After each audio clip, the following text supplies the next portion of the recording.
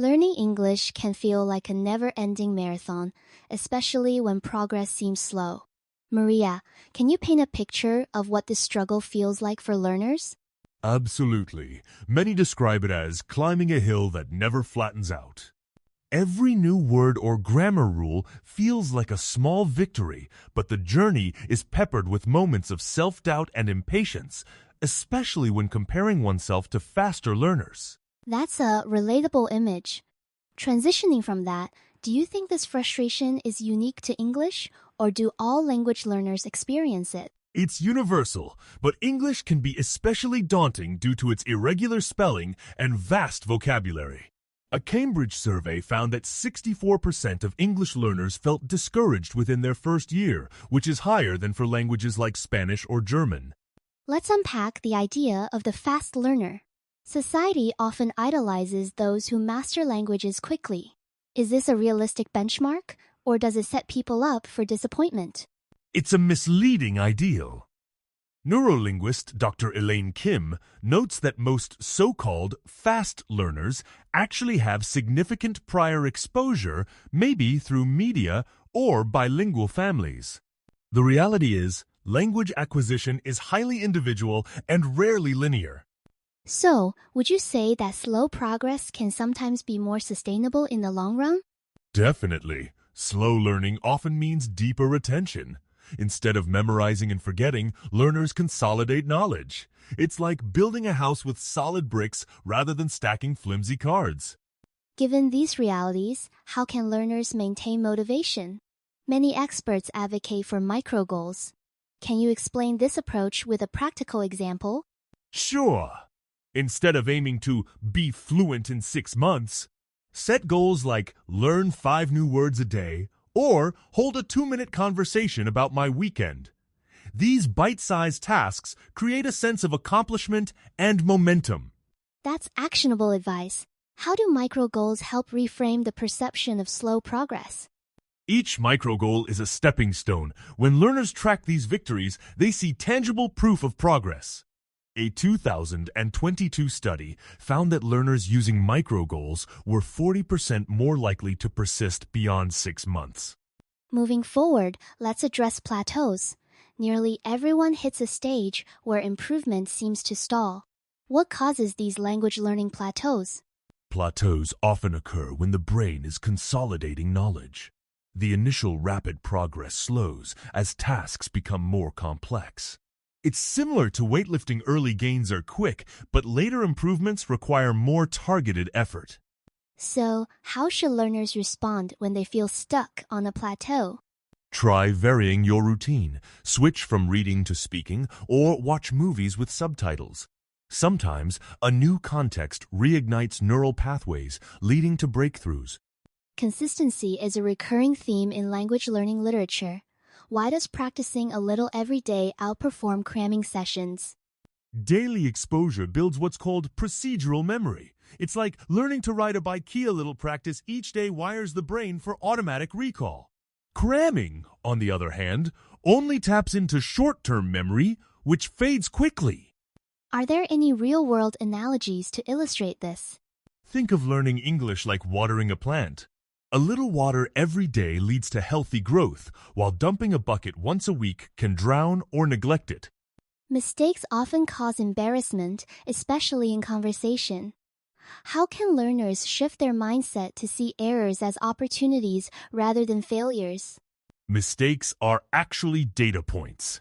Neuroscience shows that correcting errors strengthens neural connections more than simply repeating correct usage.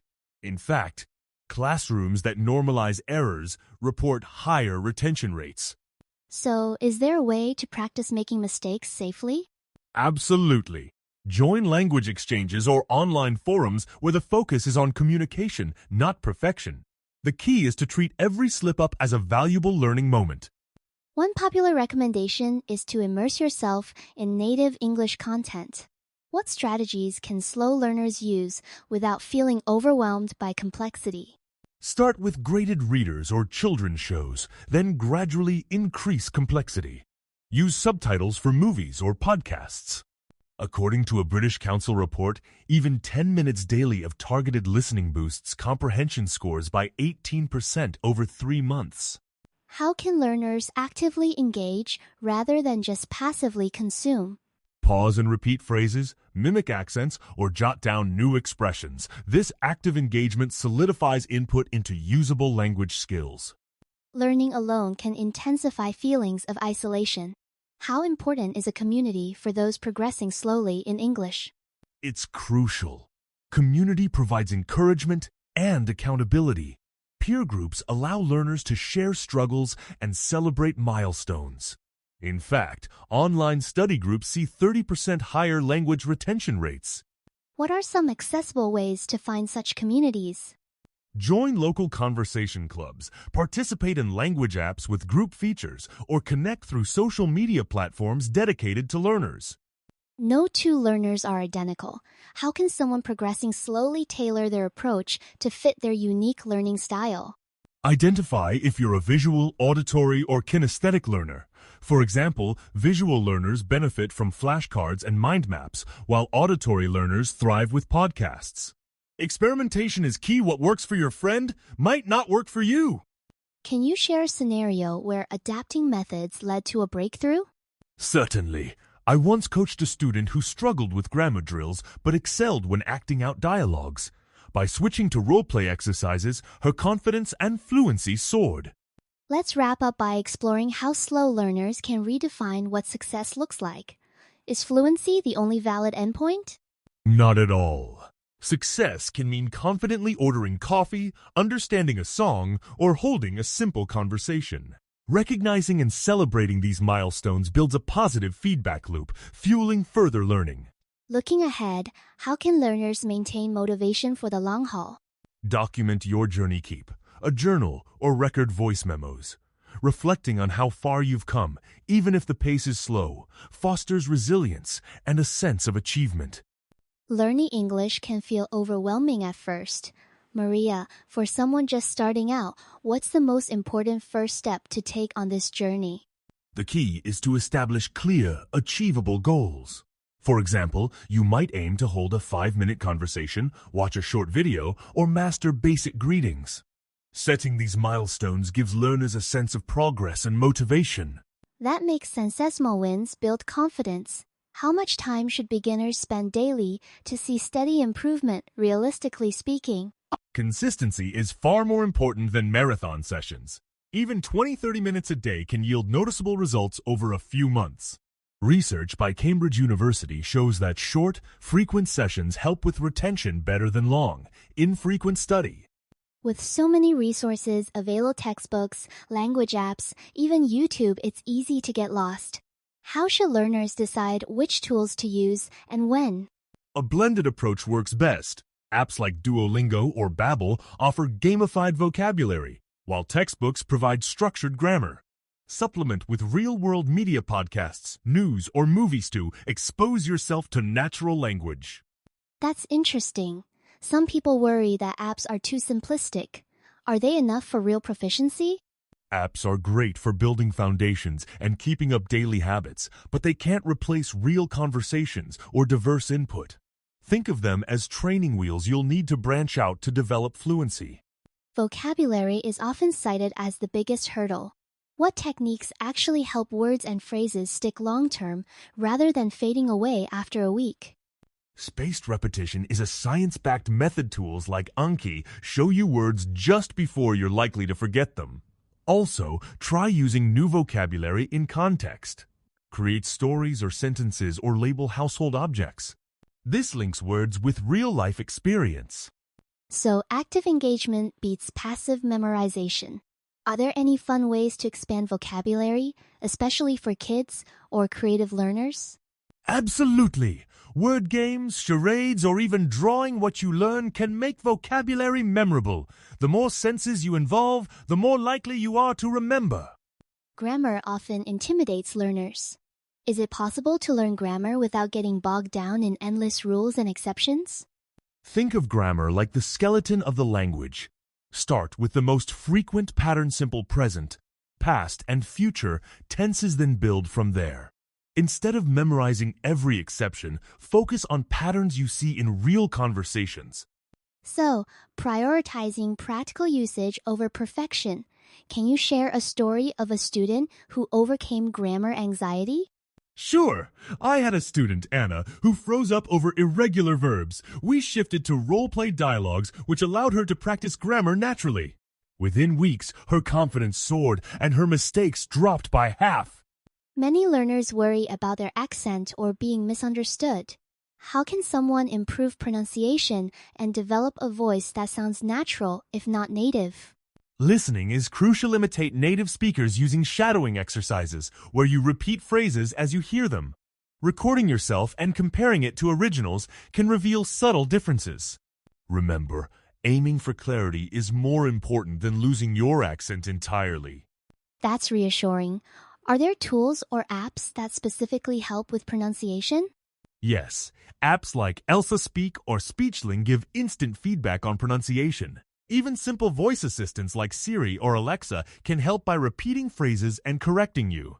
Understanding native speakers, especially in fast conversations, is a huge challenge. What are the most effective ways to improve listening comprehension?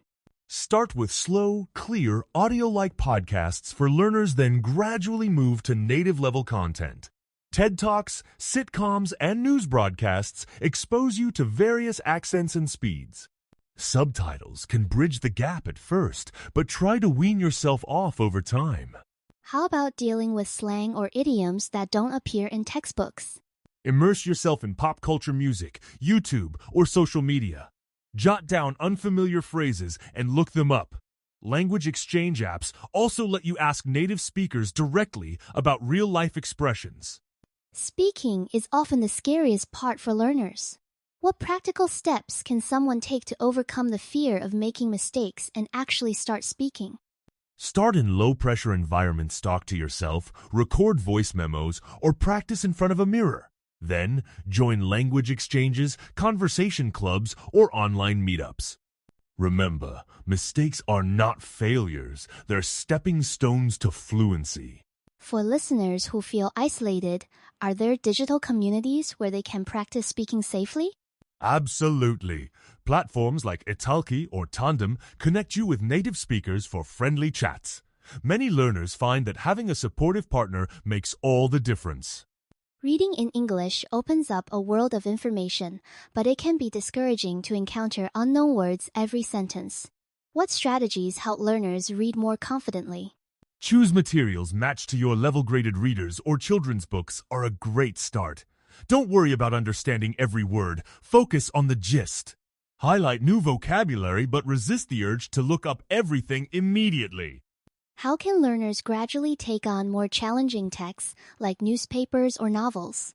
Set small goals. Read a paragraph a day, then a page. Summarize what you read, even aloud. Over time, your comprehension and stamina will grow, just like training for a marathon. Writing in a new language can be daunting, from crafting basic sentences to tackling essays. What's the best way to improve writing skills without becoming overwhelmed? Start with daily journals. Write about your day in a few sentences. Gradually build up to emails, social media posts, or short stories. Use online tools like Grammarly for feedback, and swap writing with peers for constructive critique. Are there creative exercises that make writing less of a chore and more of an engaging practice? Absolutely! Try writing dialogues for your favorite movie scenes or composing alternative endings. The more you personalize writing, the more enjoyable and effective it becomes. Many learners hit plateaus or lose motivation after the initial excitement fades. What are the secrets to staying inspired on the long road to English fluency? Celebrate small victories, passing a quiz, understanding a song, or having a real conversation. Mix up your routine with new challenges or fun activities. Joining a community or setting up accountability with friends keeps you on track. Are there any surprising motivators that help people push through tough phases? Yes, tying English learning to personal passions like travel, career goals, or connecting with loved ones creates emotional investment that fuels persistence. Remember, every step forward is worth celebrating.